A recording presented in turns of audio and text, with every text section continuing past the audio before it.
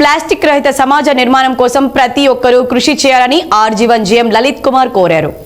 పర్యావరణ పరిరక్షణ వారోత్సవాల్లో భాగంగా సింగరేణి సంస్థ ఆర్జీవన్ ఎన్విరాన్మెంట్ డిపార్ట్మెంట్ ఆధ్వర్యంలో శనివారం క్లాత్ బ్యాగ్లను పంపిణీ చేశారు. ఈ మేరకు జీఎం కార్యాలయం ఆవరణలో ఏర్పాటు చేసిన కార్యక్రమంలో ముఖ్య అతిథిగా జీఎం పాల్గొని జీఎం ఆఫీస్ సిబ్బందికి ఉచితంగా క్లాత్ బ్యాగ్లను అందించారు.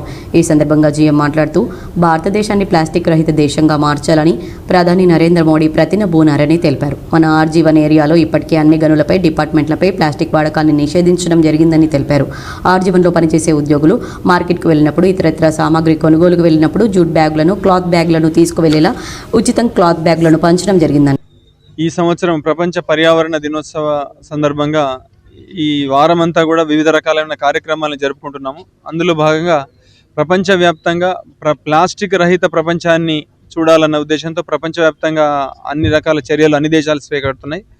అందులో భాగంగా మన భారతదేశంలో కూడా ప్లాస్టిక్ రహిత భారతదేశంగా ఈ సంవత్సరం డిక్లేర్ చేశారు. అందులో మన సింగరేణిలో అన్ని విభాగాల్లో గనుల మీద కూడా ప్లాస్టిక్ని నిషేధించడం జరిగింది.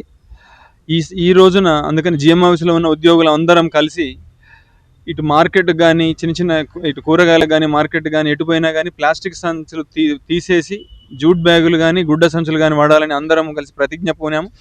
అందులో భాగంగా పర్యావరణ డిపార్ట్మెంట్ ఎన్విరాన్మెంట్ డిపార్ట్మెంట్ తరఫున ఈ యొక్క గుడ్డ సంచులు క్లాత్ బ్యాగ్స్ గుడ్డ సంచులు కానీ జూట్ బ్యాగ్స్ని కానీ ఫ్రీగా ఇవ్వడం జరిగింది.